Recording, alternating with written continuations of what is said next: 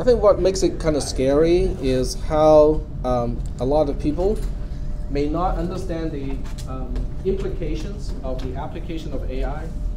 They only know about the short-term objectives and the short-term gain of using AI, but they are not thinking about the long-term consequences of doing that stuff. Yep. What are the short-term gains for making such a smart AI? We have AI in place now all over. Well, they're just dumb AI. Okay, so let me ask you this question: why do we have drones in the Navy or in surveillance? But they carry limit risk of human missions that don't require a pilot, right? Right. It removes human error and risk. Yes. Okay. So you remember in the good old days we have cruise missiles, right? So cruise missiles are basically pre-programmed, jet engines, strapped with a bomb on it. Okay, they're really just a recorder replaying, how to modify, how to fly the whole thing. They can fly blind completely. So as they get more and more intelligent, they become more adaptive, right? So they can swerve around, hostiles. They can look at anti-aircraft, missiles and have countermeasure against them. So at some point, okay, they will be intelligent enough that they can just get to the destination, drop the bomb, and then come home. Because to the military, this is good. Okay, we can reuse the craft over and over again, so you have a lower cost of operation. But that requires the drone to have some form of self-preservation goal. Make sense? Right? Drones already have that. Oh, here comes the anti-aircraft missiles. I'm just going to run into it. No problem. No. Your directive is to protect yourself so they can complete the mission, come home, so we can reload you, refuel, and you can go for another mission. But that self-preservation goal can become problematic.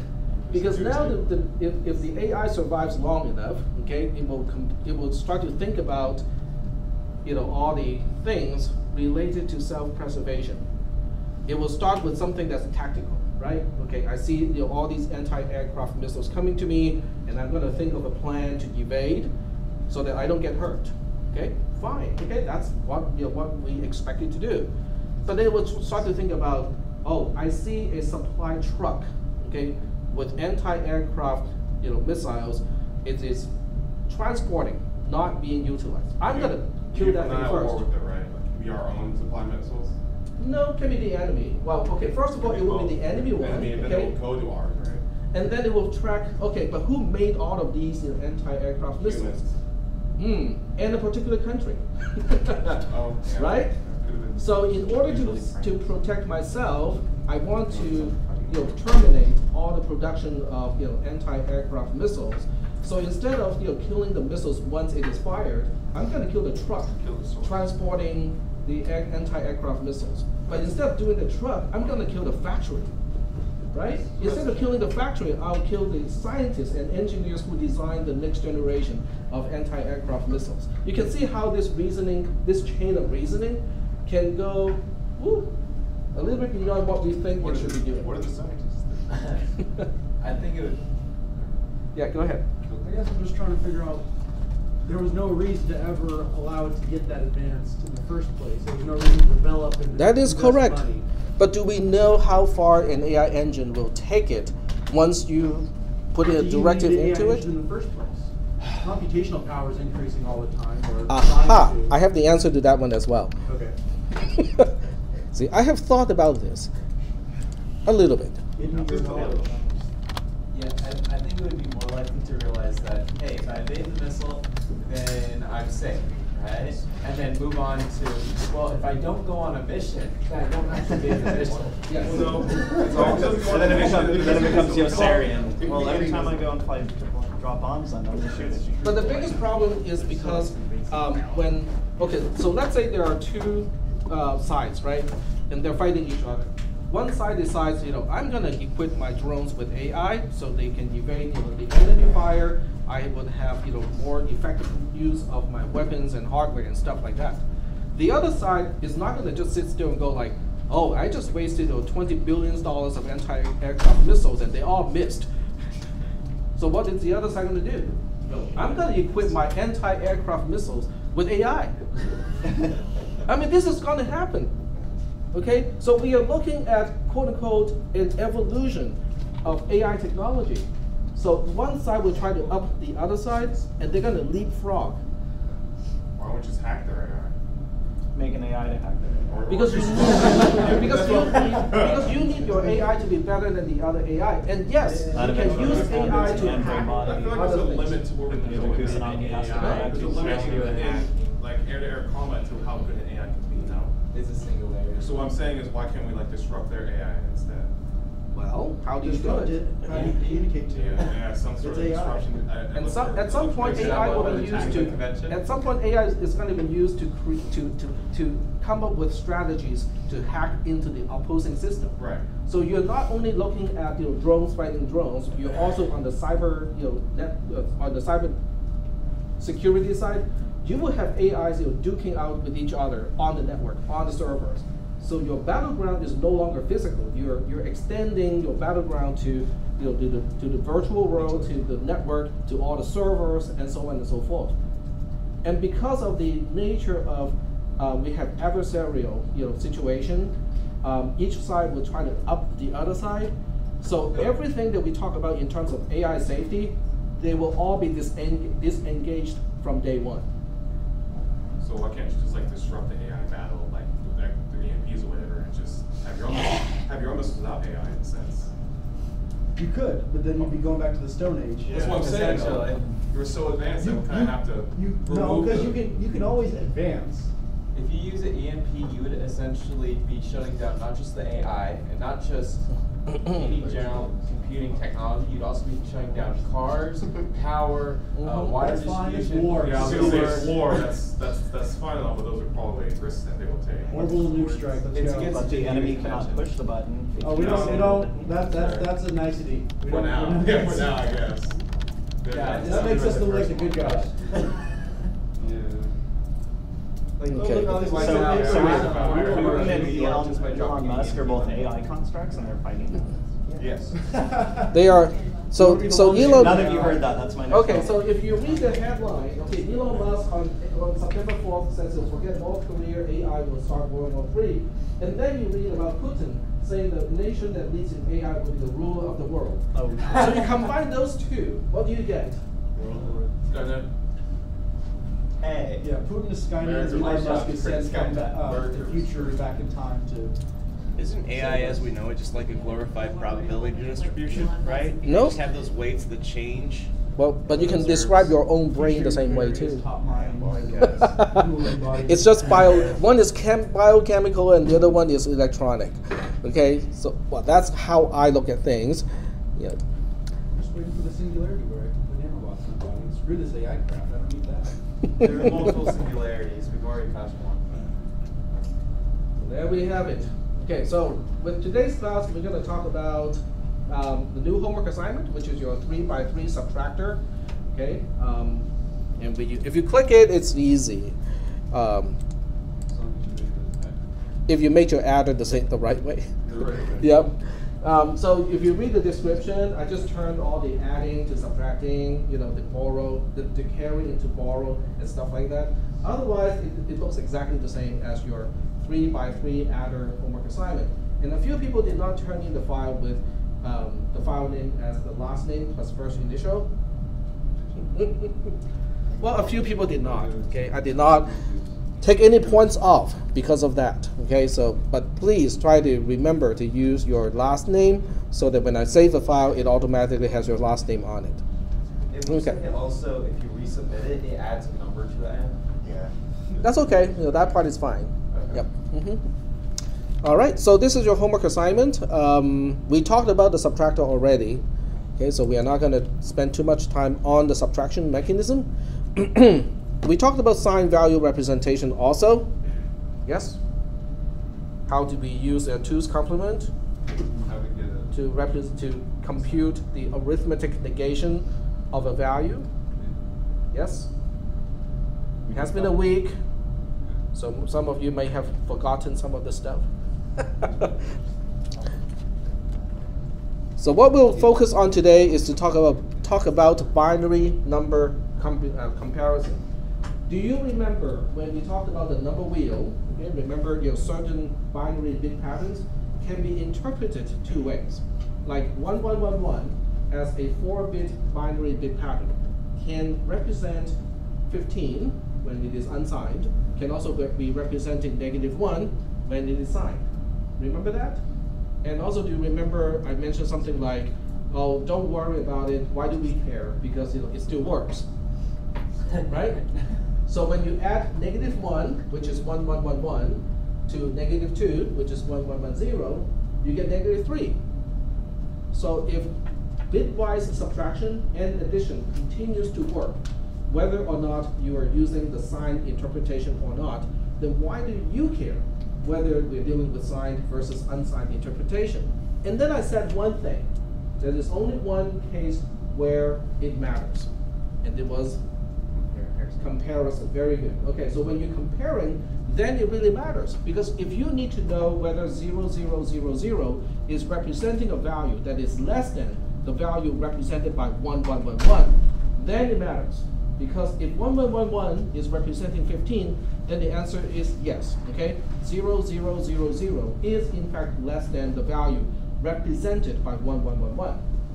On the other hand, if 1111 is representing the value of -1, then the comparison will come up with a false, because -1, 0 is not less than -1.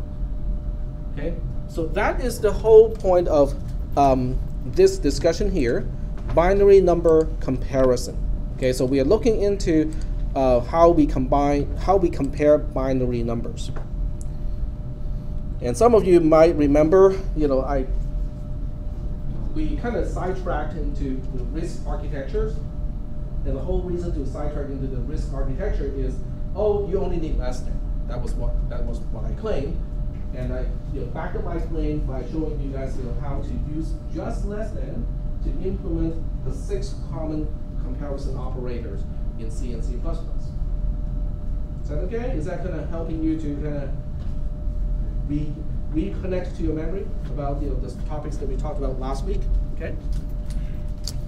So we really only need to know less than in this case. Okay, so we are only focusing on the comparison less than in this class.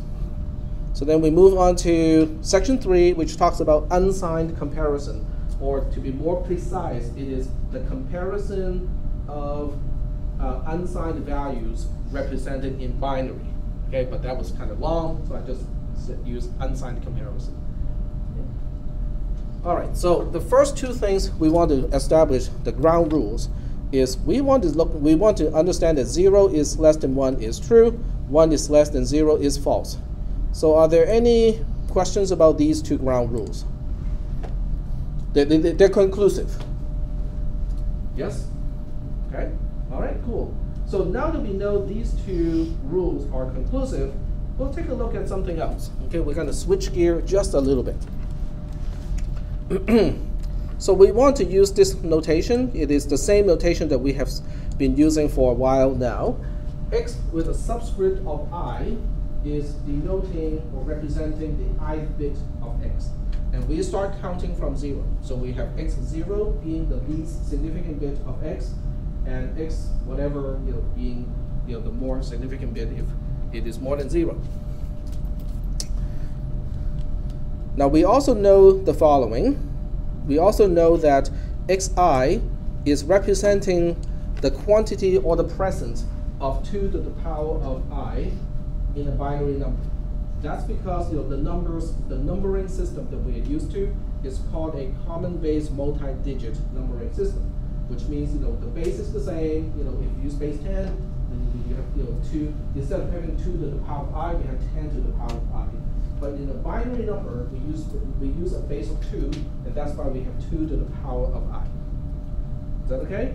So the ith digit is indicating it can be a 0, which means we do not have any 2 to the power of I, or it can be 1, which means we have 1 times 2 to the power of I. Is that okay? All right, moving on. But then we have this question that we need to answer first, okay, is can we guarantee that 2 to the power of n is greater than the summation of I going from 0 to n minus 1, and then the term, the individual term is 2 to the power of I. Can we establish this as a fact? Okay, and how do we do it? So one thing you can do is to plug in certain values for n, right? So if you plug in, say n equals to 1, then you have 2 to the power of 1, which is 2, is greater than 2 to the power of 0, which is 1. 2 is greater than 1 is true, not a problem. Then you can plug in n equals to 2, okay? Then when n equals 2, 2 to the power of n is 4, right? Because 2 to the power of 2 is 4. And then the other side becomes 2 to the power of 0 plus 2 to the power of 1, which is 1 plus 2, which is 3, right? 4 is greater than 3 is, once again, true. Cool. But can you say this is true for all n greater than 1, greater than 0? And how do you prove it? Huh? Sorry? Math. Yep. Well, but how do you prove it? That's the question. So how do we prove that this particular statement is true regardless of what n you choose? The limit of it? The limit as it approaches infinity? But how would that help you? I have this, both of you. Well, 2n is something bigger. 2n is greater than. Well, you have to. It's circular, right? At some point it becomes circular. So how do we prove this? So for people who have taken 440, CISP 440, or people who are about or taking 440 in the same semester, we can apply a technique called proof by induction. Now, proof by induction is particularly helpful when you're trying to deal with something where the two sides have some kind of structure that is similar. In this case, we have 2 to the power of n on one side, and on the other side we have 2 to the power of I. Hey, they're both exponents of 2, so they have similarities. So we can see if we can use apply proof by induction in this case. So proof by induction requires that you start with a base case.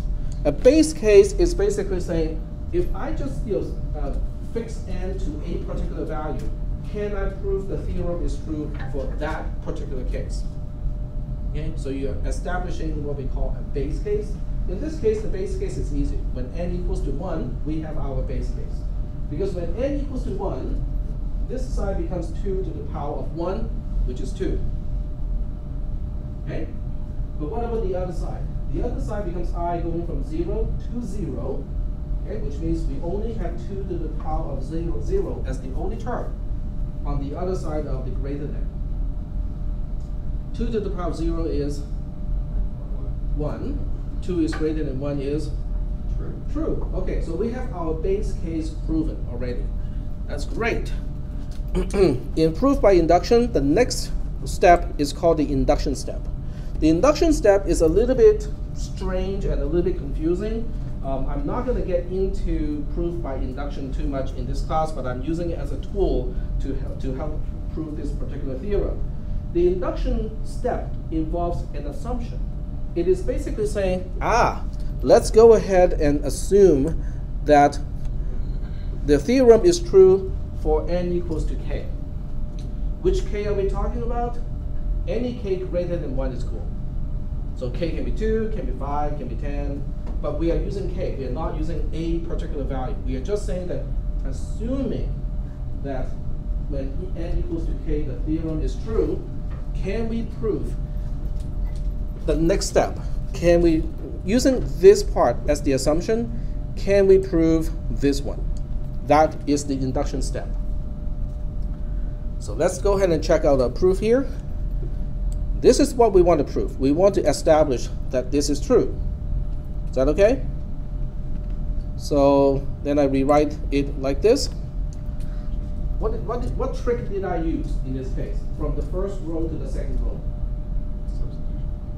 Not substitution. I just rewrote the 2 to the power of k plus 1 into 2 times 2 to the power of k, which is also 2 to the power of k plus 2 to the power of k. Okay. They're equal to each other, so you're They're substituting equal, them. yes. Okay. So but they do equal to each other. Does everybody see how they equal to each other? Okay. From the second row to the third row, hey, how did we get there? It's algebra. What did I do? Subtracting. I subtract 2 to the power of k from both sides. Okay? If I take 1 2 to the power of k from the sum of these 2 to the power of k, I only get 1 left. So the left-hand side is pretty easy to see.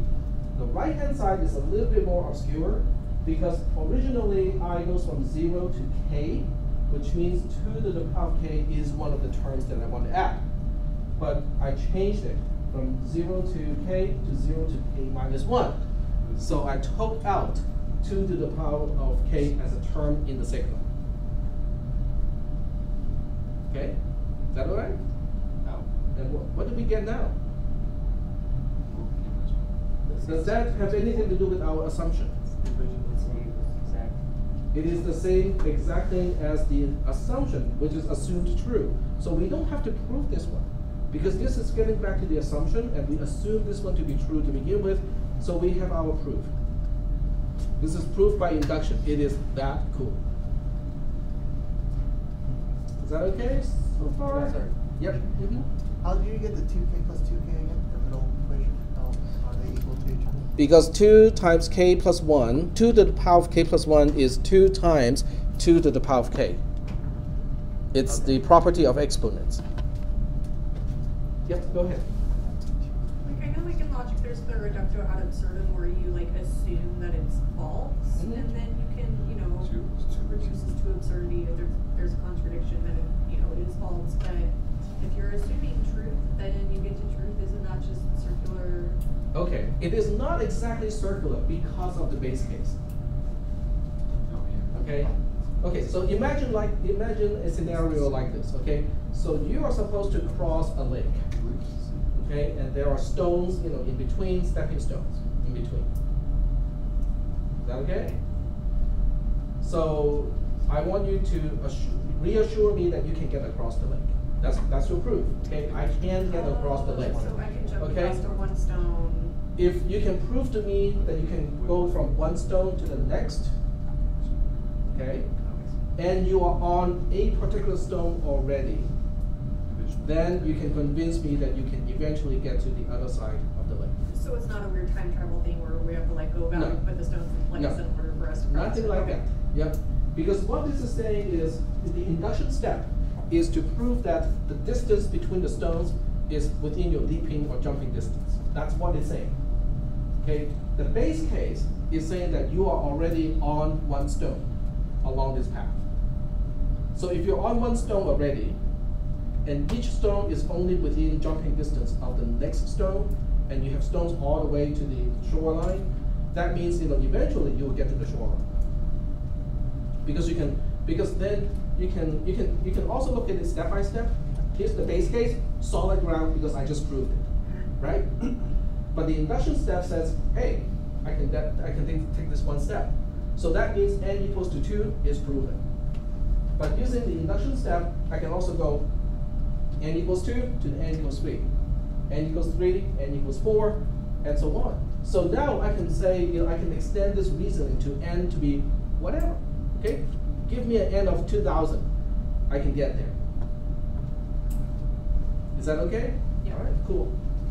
So this is the power of proof by induction, because it is a very interesting way of proving theorems. And it's very powerful because anything that can be expressed using recursion lends itself to proof by induction.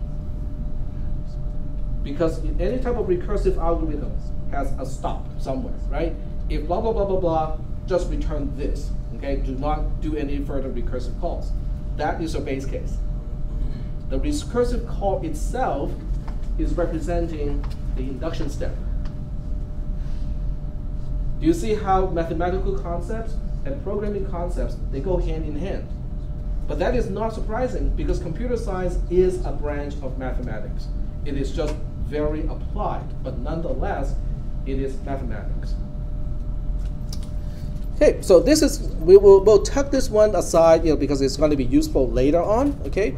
So then we'll talk about an assumption, and just for the discussion purposes, we're going to say that we are dealing with binary numbers that have m explicit bits, okay? But the idea is to use the word explicit because you can have an infinite number of implicit bits. They're just all zeros to the left-hand side. Is that making any sense? So when I say 1, 1, 0, 0, okay, it is also 0, 1, 1, 0, 0. It is also 0, 0, 1, 1, 0, 0, because you can pad as many zeros as you want to the left-hand side being the more significant digits without changing the value itself. So that's why I'm using the word explicit here, because after all, we only have a certain number of bits that we can utilize inside the processor. Okay. And forget about this part, we are not going to use this notation, so just forget that one. Okay, so I have an assumption here. This is actually a procedure to determine whether the value represented by x is less than the value represented by y using the unsigned representation. So these are the steps. So in order to establish these steps, I just want you to say that, okay, assuming that I starts with m minus 1, excuse me, I take it back. Assuming p starts with m minus 1, which is the most significant bit, okay, can we accept this particular assumption? P itself is m minus 1, and m is the number of explicit bits that we use in a particular processor. Can we accept this particular assumption? Yeah, because it basically just means that, oh, x subscript m and y subscript m are not represented in an explicit way, but they're implied to be 0. Right? You can pad as many zeros as you want. Is that okay? And can you accept that all implicit bits are the same?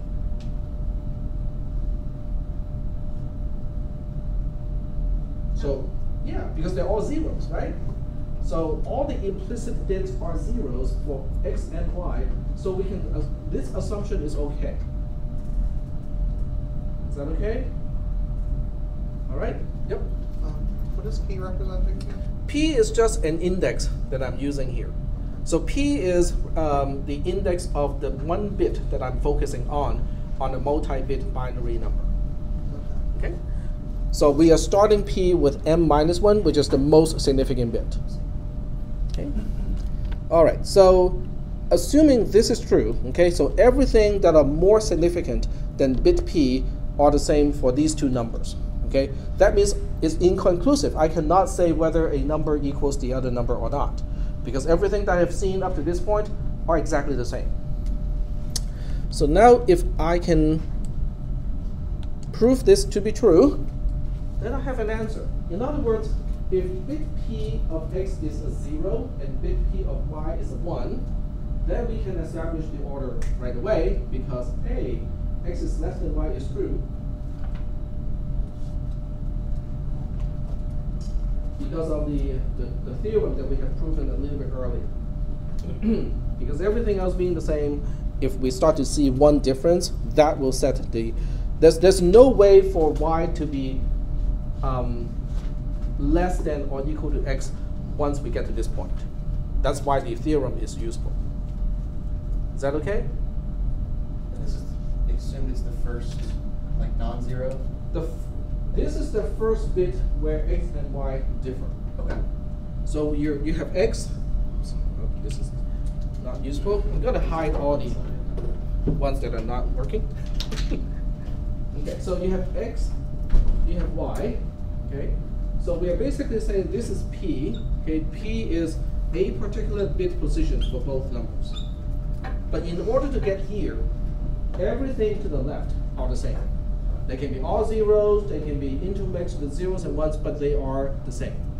In other words, we look at this entire chunk of bits, and we look at this entire chunk of bits, and we say, they are identical. I cannot differentiate between these two numbers. Is that okay? But we start somewhere here. So the where we start is m minus 1. That's our starting point, because bit m minus 1 is the most significant bit. of this number. Everything beyond n minus 1, they're all zeros because they're all implicit. Is that okay? So I think this picture helps to illustrate what those numbers are. Okay? So with the highlighted portion here, we are saying we got a 0 here and we got a 1 here. But can we guarantee that x as a value is less than the value of y? Can we guarantee that here? But how can you guarantee it? Because you don't know what is after this, right? So that's why we have that theorem earlier, to basically say you can have all ones here, and you can have all zeros here. Y would still be greater than x. Yeah. That is why I have that theorem earlier. It's to make sure that one bit of difference can determine and conclude the ordering of the numbers. Is that okay? All right. Well, once we can establish the value of x is less than the value of y is true, then the conclusion is reached and we don't have to go any further. Okay, so that's good because we can stop. The other way around is to say that xp, or bit p of x is a 1, and then bit p of y is a 0. So we have the exact opposite. Okay, well, we can come to a conclusion right away to say that x is not less than y. Is that okay? Because now in this case we can have all zeros following this 1 in x and all ones following that 0 in y, and x will still be greater. But I don't even care about greater than or equal to. I just want to know, is it less than or not? And the answer is no, it is not less than. So once we have the answer, we have a conclusive answer, we just say x is less than y is false, conclusion reached, we stop. Are we doing okay so far? So to get to here, it means both of these conditions are false. Well, if those conditions are false, then we have two possible scenarios. X can be 0, y is 0, right? They're the same. X can be 1, y can be 1, they're the same. But nonetheless, I don't even care about x or y anymore because they're the same. I only want to check what is p. Because when p gets to 0, what does it mean? I'm all the way down here. I'm at the least significant bit already. I have compared every single bit in the number, and they are all the same. Well, if they're all the same, can I come to a conclusion? Yes. And the conclusion would be X is not less than y. x is not less than y. Very good. So we can conclude x is less than y is false, because now we can establish those two numbers are exactly the same. So we can stop the logic again, because we have a conclusion. Is that making any sense? Okay. What if this condition is false too? In other words, what if the two bits are the same, failing both of these conditions, and we are not quite at the least significant bit yet? That would get us to the else part, wouldn't it? Well, there's nothing else you can do, because at this point you cannot make any conclusions. So all you can do is to say, let's decrement p so that we look at the next less significant digit. Yep. Wait, can you repeat what you just said before that? The setup. The setup. If the first two statements are. Oh, okay. Yeah, so the setup is, and let me use the mouse pointer so it becomes a part of the recording. And let me just double check to make sure it is recording. It is recording, and we have the mic. Good. Sometimes I just have doubts. Okay, so to get to this else here, this is a multi-branch conditional statement. Each one is an else if, right? So in order to get here, it means it has to fail every single condition specified earlier. It would have failed this one, because otherwise we have a conclusion. It would have failed this one, because otherwise we would have a condition of a conclusion as well. It would have failed this one, because otherwise we would have a conclusion. So to get to here means that the two bits that we are comparing at position P are the same, and we are not at the least significant bit yet. So there are more bits that we can compare. Even though everything we have compared up to this point are identical, We're not giving up yet because there are more bits that we can compare. I see. Okay? And that's why we are decrementing p by 1, and then we go all the way back to the first step. Because that assumption is still true, isn't it? Because I just made p smaller than before the previous iteration, but it is still true that everything up to here are exactly the same. Let's check out this particular bit p and see if we can make a conclusion. Is that okay? Yeah, go ahead. So once it reaches p equals 0, would it stop? Yeah, it has to stop conclusion reached because x is less than y is false conclusively. Is that okay so far? All right. Okay. But this is kind of tedious, and the question is, do we have circuits that can do this already? Do we have to come up with new circuitry, new look ahead something, whatever, the comparison operator to do all this? Well, I hope not, because we only got 16 weeks in this semester, and I want to spend 8 of those to talk about AI. So we only have 8 weeks to really talk about class material. So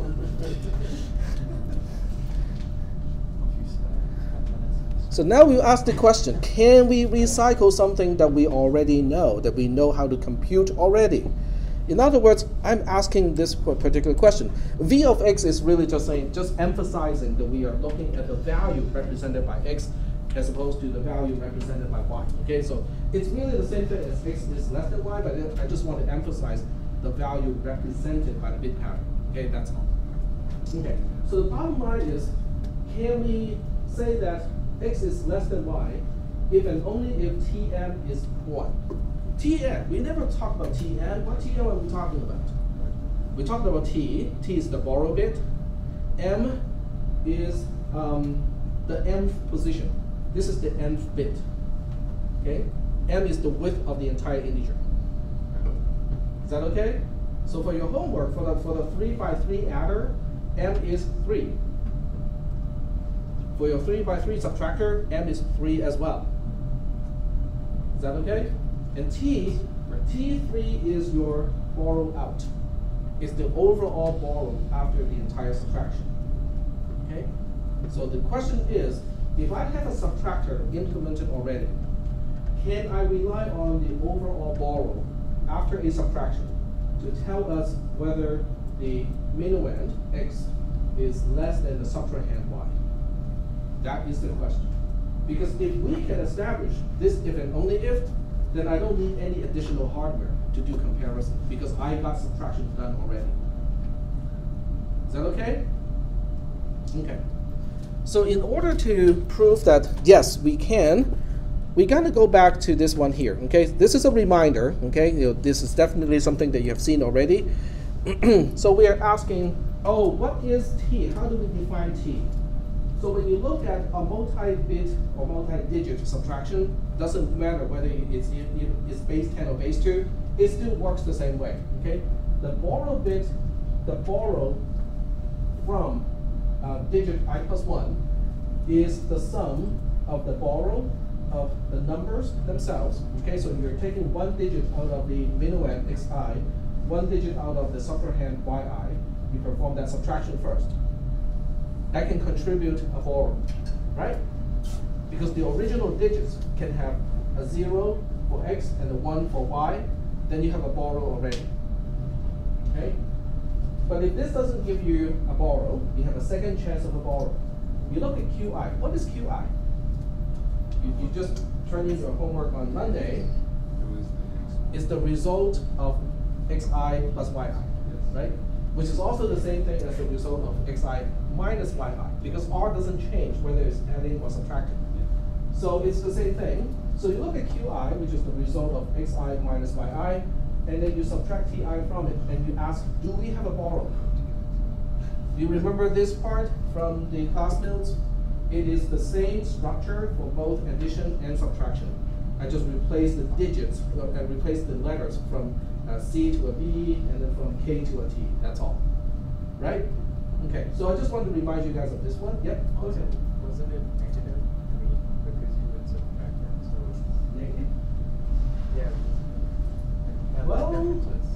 use any actual subtraction because you know. It kind of represented the negative number. No, we are not concerned about negative values. Okay, so this is for unsigned comparison. So we're not concerned about negative values at all. Okay. All right, so we go back to the same logic that we have talked about before, and I'm just adding something here. So we have exactly the same thing that xi equals yi, for anything that is greater than p. But we also say that, oh, we don't know what is ti for all the i's that are greater than p, but we know that it will rely on this one. Would that be a valid assumption? In other words, in a subtraction like this, when we perform 0 minus 0, it has no borrow, right? But we don't know whether the other subtraction has a borrow or not. In other words,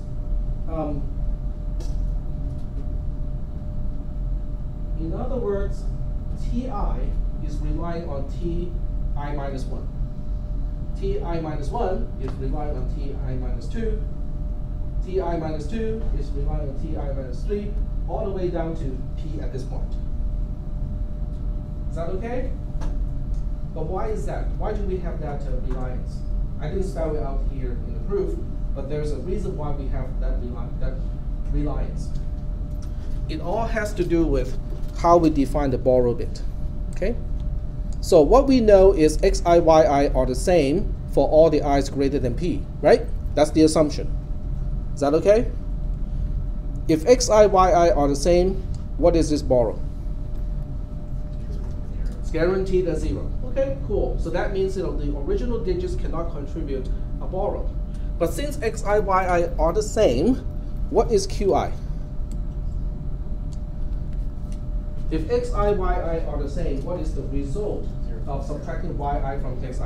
It's a 0. Okay, very good. So qi is guaranteed a 0 for all i's greater than p. For all the bits that I have seen so far, qi is a 0.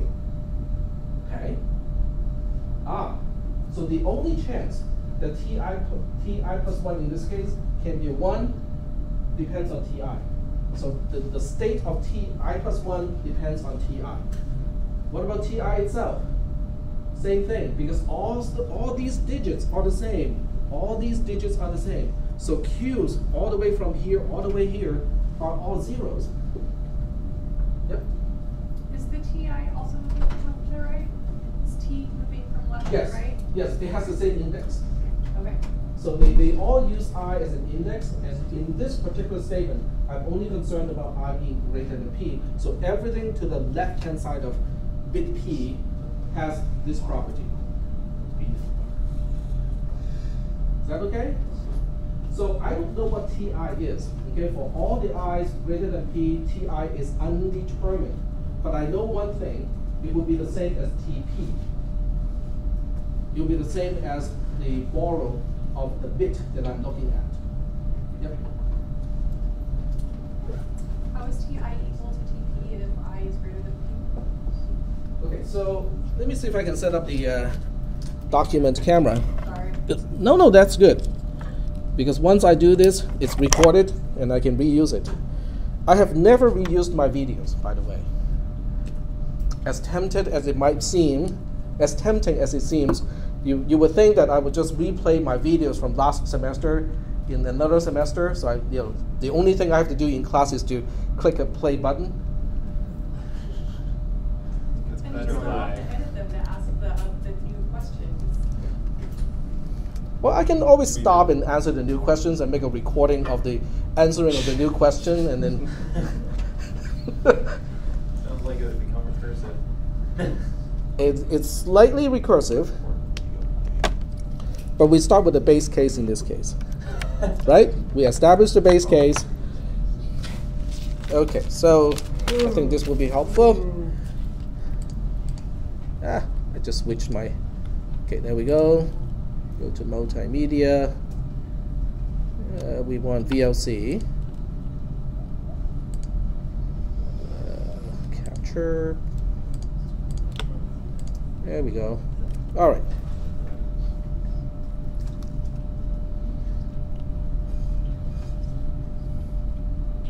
The school actually bought a super expensive document camera, which is right here. This is called an Elmo, like the Sesame Street character, spelled exactly the same way. And it's really expensive. I think they have to pay like $600-700 for it. But it has no Linux driver. They buy it for you or something? They didn't consult you, did they? Oh no. No. Why would they?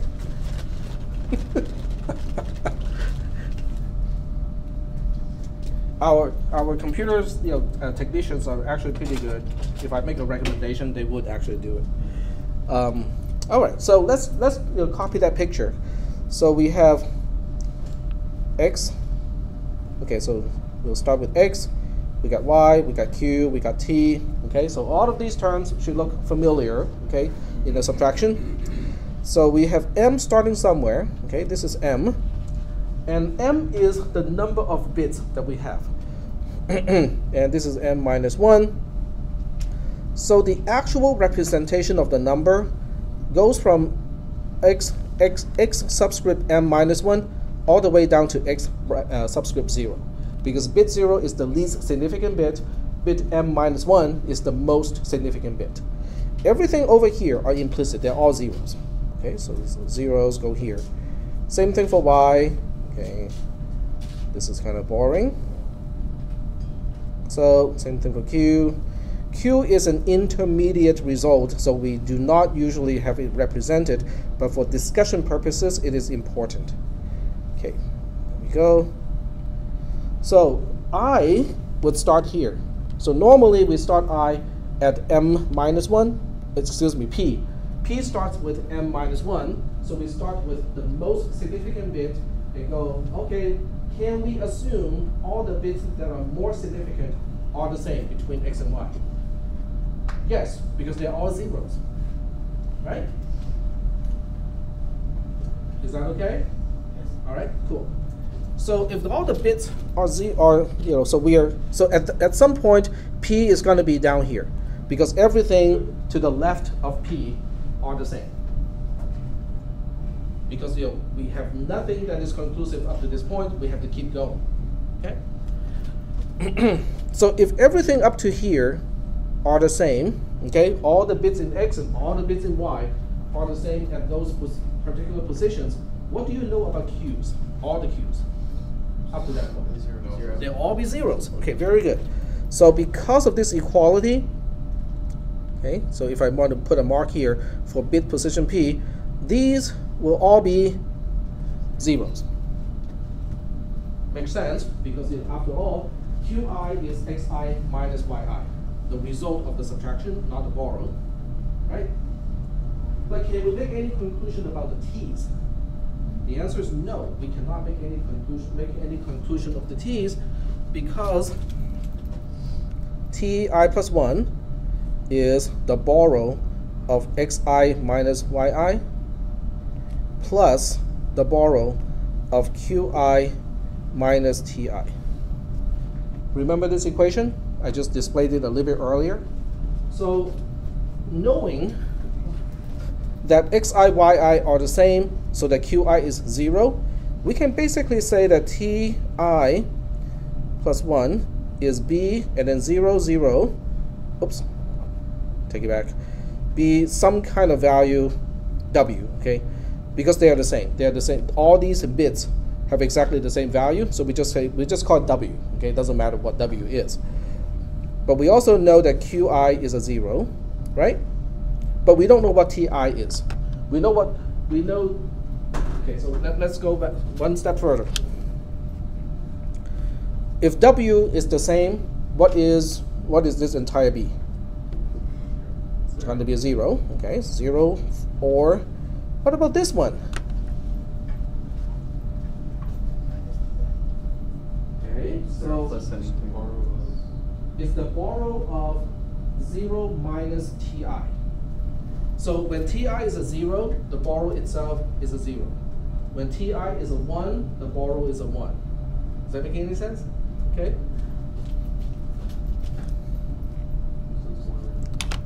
Can we do that?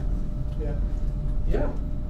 Oh, but this is false or ti, which can be simplified to. That's why. This is why the borrow of all of these bits now depend on the one that we're looking at. Is that okay? If we can determine the borrow of this particular bit, then all of these will be the same, including t subscript m, which is what we really want. Because that will tell us the ordering of the values represented by x and y. Is that okay? Are we tying everything together? There's a lot of stuff, okay, but they're all related. Is that okay so far? Okay. So we switch back to the algorithm, and you see certain things that are really familiar. If we know that one is a 0, the other one is a 1, hey, it becomes conclusive, right? So you can see that one part of this is something that is recycled from earlier. X is less than y is true due to the conclusion. Okay, we have a conclusion. But we also know that t subscript p plus 1 is guaranteed to be a 1. Okay, so let's see what's happening here. This is xp, this is yp. How do we know? Because we met this condition, right? But 0 minus 1 has a result of a 1, right? That's qp. But if qp is a 1, it doesn't matter what this is anymore. Because 1 minus whatever has a borrow of 0 guaranteed. Is that okay? But this side is guaranteed to have a borrow of 1 already, and this is a disjunction, which means we now know for sure that t subscript p plus 1 is a 1. But hold on, all of the other borrows depend on this one. So now that we have resolved that the borrow of this particular bit is a 1, we can propagate back to the most significant bits and say, you guys all have a borrow bit of 1. Is that okay? So all those borrowed bits would include t subscript m, which is what we are looking for, because that is the indication of whether the value represented by x is less than the value represented by y. Are we tying in the borrow bit definition to the steps that we have taken so far? Yep, question? So you said everything more significant than p on the borrow is going to be 1s because everything more significant on x and y are equal, so they're not going to change? They all depend on this one. It's because of this math here. Ti plus 1 relies on ti. And because x and y are equal, we know that borrow bits, or the t is not going to change, it's going to stay the same. As it goes For the less significant digits? I thought you said to the left. It's gonna To the left, right. Okay, yeah. Yeah, because what we know is this depends on this. This depends on this, Okay. because all the digits are the same up to this point. Yeah, okay. So at the point where we can actually see there's a 0 here and 1 here, then we know this borrow is going to be a 1. Okay. But we also know all of the other ones depend on this one. So now we have a conclusion that we have t subscript m being a 1. Okay. Which is what we want. We just need to know conclusively what is Tm. Once we get the Tm, we're good. Okay, so the next one is kind of the same, but except this time we have a 1 for x and a 0 for y. Okay, so switching back to the document camera here, we have a 1 here. Oops, right here. We have a 1 here. We have a 0 here. Let me see if I can get a pencil.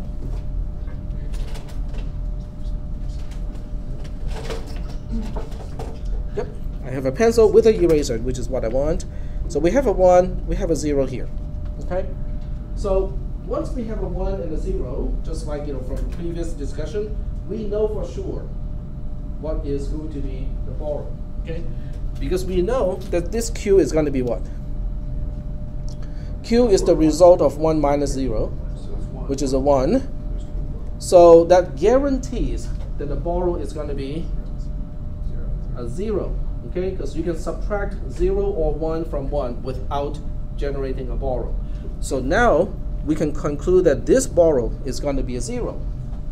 But that also means all of the other borrows are zeros as well, because they rely on the one that is less significant. So now, knowing that this is a 0, which is at position p plus 1, we can now back propagate all these zeros back to this 0 here, which is Tm. And once again, Tm is what we need to determine whether x is less than y. So now we have a conclusion. It is false. X is less than y is false. Is that okay? All right. So we are applying the same kind of reasoning as earlier, except this time we also integrate the use of the borrow bits, because it is something that we have done already. We have the subtractor that has the borrow bit already calculated. So once again, if p equals to 0, which means we are all the way to the least significant digit, unless we are doing stacking subtraction, t0 is assumed 0 in this case. Oh, but if t0 is assumed 0, we also know the rest of the subtraction, which means all of the borrows will be zeros as well. And that's why we can come to a conclusion that x is less than y is false. Because when we back propagate this t0 equals to 0 all the way back to tm, then we have a conclusion that the less than is false. Is that doing okay so far? Sort of? Okay. So otherwise, we have the condition of we are not quite at the least significant bit, but we know that xp equals to yp. So that means TP cannot be determined. I think this should be TP plus 1, okay? Subscript P plus 1 cannot be determined. Then we have to go back to the first step, but first we have to say, okay, let's take a look at one digit that is less significant than the one that we looked at already. So it's the same logic, except in this particular pseudocode, we are also integrating the discussion of the borrow bits to prove that the borrow bit, the leftover borrow bit after a subtraction is enough to tell you whether the minuend is less than the subtrahend. Is that okay? Now, in many other classes, in other colleges, they will just tell you that the borrow bit indicates the ordering of a subtraction, the ordering of unsigned interpretation of binary numbers. So the whole discussion today, an entire hour of discussion, is condensed to 30 seconds. But I'm not comfortable with just telling you, oh, just look at the borrow bit. It indicates whether the minuend is less than the subtrahend when numbers or values are unsigned. I want to tell you why it is the case. So that's why we went through all this math and all the other stuff to get to this point. Is that okay so far? Okay. Which also means the proof itself is not important in exams. So I'm not going to ask you guys to prove anything, but I would like to illustrate why it works. Okay, that to me is important. Why something works. Do you have an idea when our first exam is? Huh? Do you have an idea of when our first exam is? About 6 weeks or so. 5. 6 weeks into So it. week 5, week 6 is the first exam. Okay, so. All right. Then we move on to signed comparison. Okay, so are we okay with unsigned comparison? The leftover borrow bit indicates whether the minuend is less than the subtrahend. Is that cool? Okay. All right, so now we move on to signed interpretation, okay? Because it is a little bit more complicated. So we're gonna start with, yes, we'll start with the OMG part first. So the value represented by big pattern X, but this time we want to use the signed interpretation, right? Is this. Okay, so I want to explain the notation first, and then we'll go back to the document camera to show you how it works. X subscript n minus 1 is the most significant bit of X, because the number has n bits, but we start counting from 0, so that means n minus 1 is the last bit, the index of the last bit. So we take a look at the last bit here. If it is a 1, then we use the second expression as the value of the entire ternary operator. This is the ternary operator in C and C++. Okay, how many people still remember the ternary operator? Some people have. That's the question mark and the other one, right? Question mark and colon, just like that. Okay. Yeah, you cannot do the sigma in C and C++, but the question mark and colon is the same way. So I'm just going to explain, so typically you have, oops, this is question mark, this is colon, this is E. So this is a ternary operator. It is basically saying if condition is true, then you evaluate T and return whatever T is as the overall value. If C is false, then you evaluate E, which is else, and you return that value as the overall value for the entire expression. Is that okay? In other words, the ternary operator is kind of the expression version of an if-then-else statement. Does this work in assembly? No. Okay. But it's a really useful notation. It's a very useful notation because then I don't have to say if and only if blah, blah, blah. Okay. All right, so switching back to here. So that means if the most significant bit is a 1, the value represented by the bit pattern becomes this big mess, the middle big mess, right? If the most significant bit is a 0, which means it's false, right? It becomes the third expression. That becomes the value of the binary number. Is that okay? Let's look at the last one first because it's easiest, okay? So if the most significant bit is a 0, this is false, and we just say that the value represented by the bit pattern is the summation going from I equals to 0 going to m minus 1 xi, which is the digit I of the binary number, times 2 to the power of I. Have we seen something like that from the discussion of the common base multi-digit number? Yeah. Each digit is indicating the presence or absence of a particular power of 2. So are we feeling comfortable with this part here? Okay. So what is left is this part here. Does it work? That's the first question. So we want to kind of revert back to 4-bit numbers and see whether it works or not.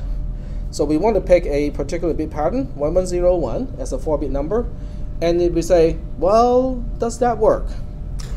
So 1101, and you fit it back into here. M is going to be what? How many bits are we using? M is 4, very good. And then we want to add up everything as individual bits. And we have 1011, right? So we have 8 plus no 4, 1, 2, and 1, 1. So 8 plus 2 plus 1 is 11. Huh? 1101. Oh, did I have 1101? I cannot remember. Oh, you're right, 1101. So 1101, so when you look at the summation of I going from 0 to 3, xi, xi times 2 to the power of I, that will give us 8 plus 4 plus 1, which is 13. Is that okay? 0th position is the leftmost.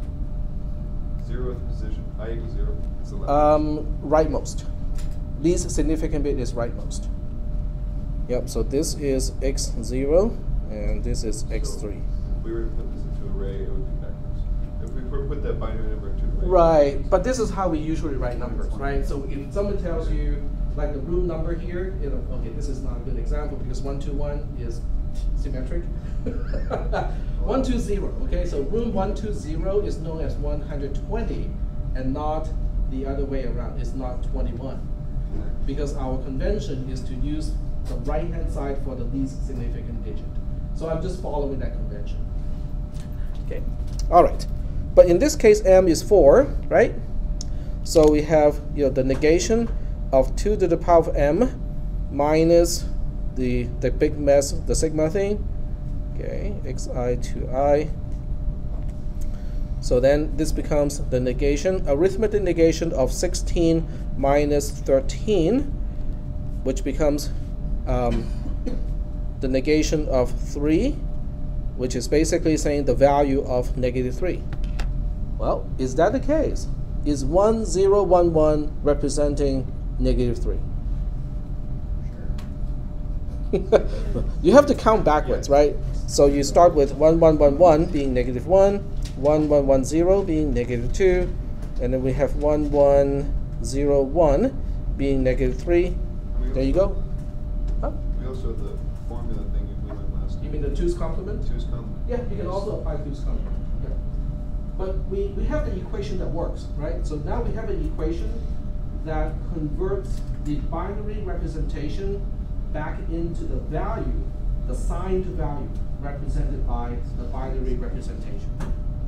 Is that okay? That's what we want to get to. Okay, sort of? All right. I'm not going to test you guys on how to derive these equations, but I do want to present the equations so that you understand how it works. Okay. How do I go from the first row to the second row? Find the negatives, distribute the negative. Yeah, exactly. I just distribute the negative. So, distributing this negative to 2 to the power of m, kind of moves it over here. And then double negation is non-negative. Just flip the order. Okay. No big deal, right? Moving on to the next. Yep. So is the initial, like the x sub n minus 1, that's basically checking the sign bit, right? Yep. It's a 1. It checks the sign bit.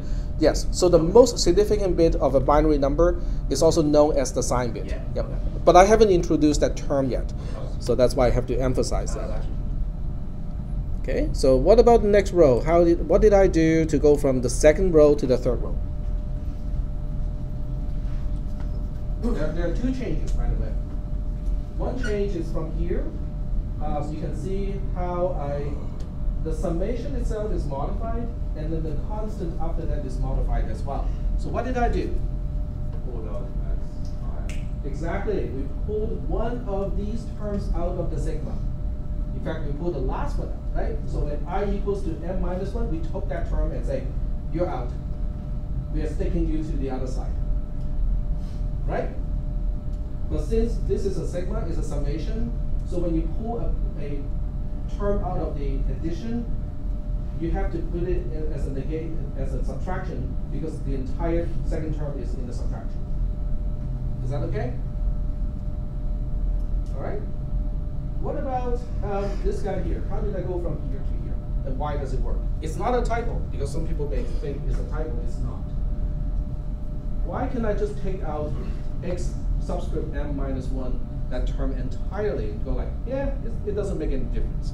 Because if we're going to that one, it's going to be 0 anyway. Yeah, exactly. Because in order to evaluate this one, it means the condition has to be false. What condition are we talking about? This is the condition. Well, hold on. If the condition is false, that means x subscript m minus 1, or the most significant bit, is a 0 to begin with. 0 times whatever is 0. So I can just reduce this by one term without impacting the value it is representing. Is that okay? Okay.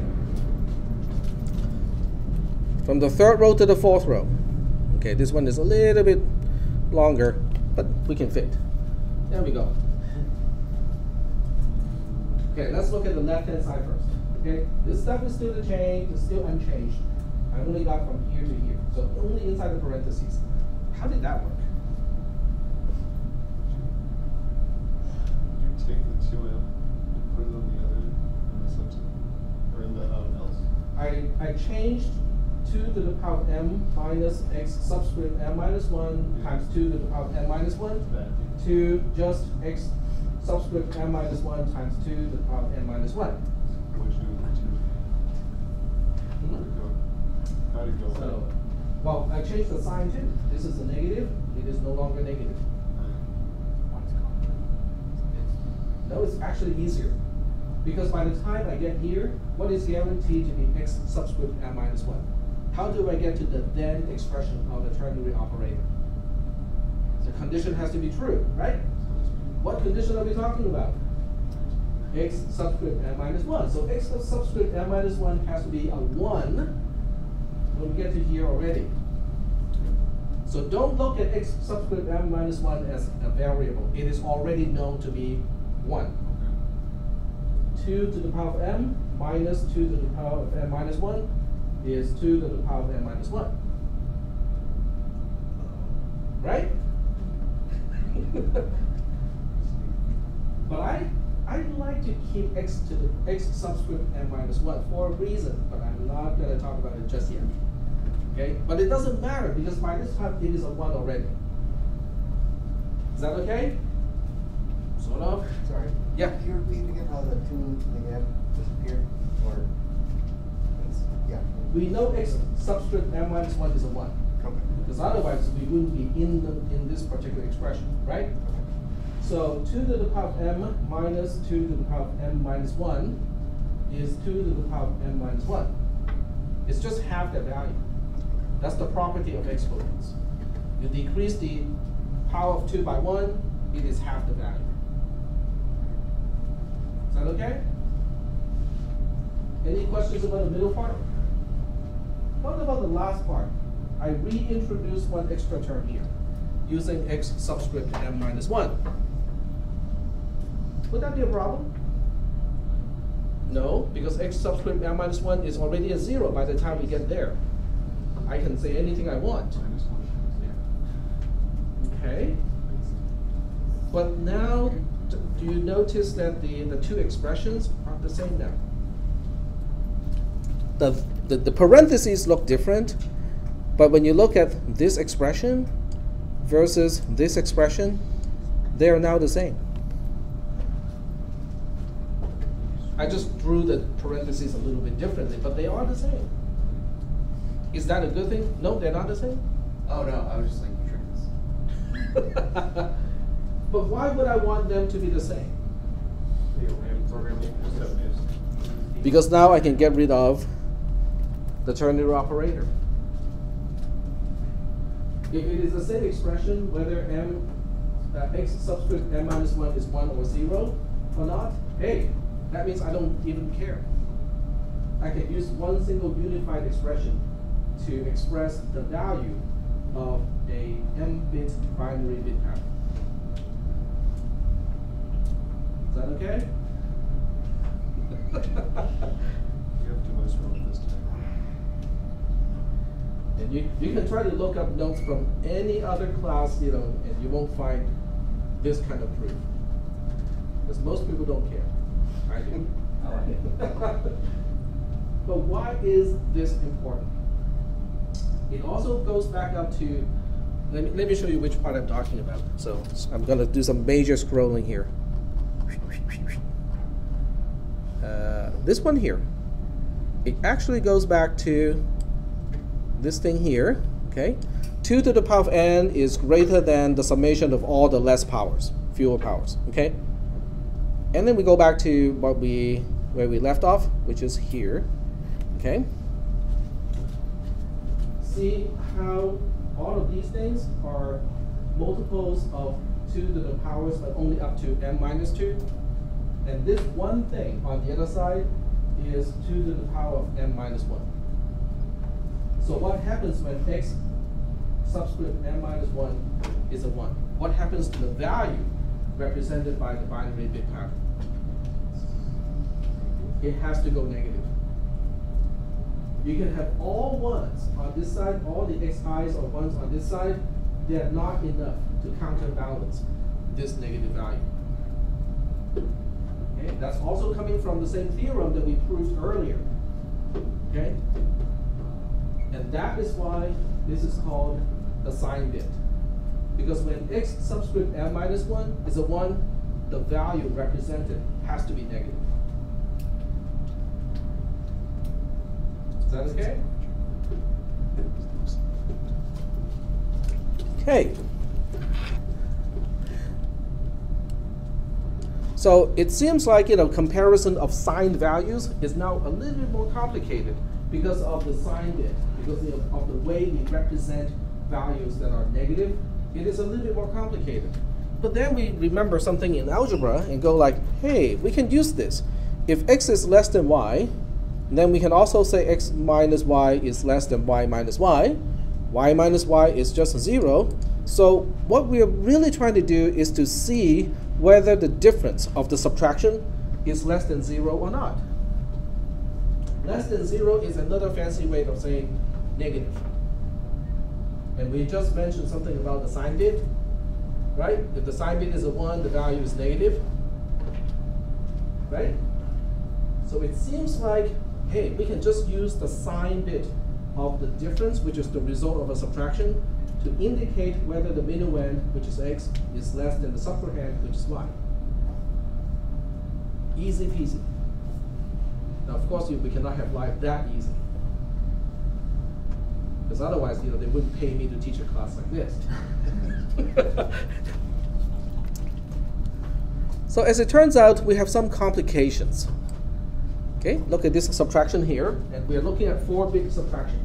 Okay, so in this particular subtraction, -4 as a whole is our minuend. 5, not -5. 5 is our subtrahend. So you would say, okay, -4 minus 5 is -9. It is negative, less than 0. As a result, -4 is less than 5. What is the problem? So let's try to do this in binary math and see what the problem is. Now, some of you may remember that signed representation can only represent down to -8.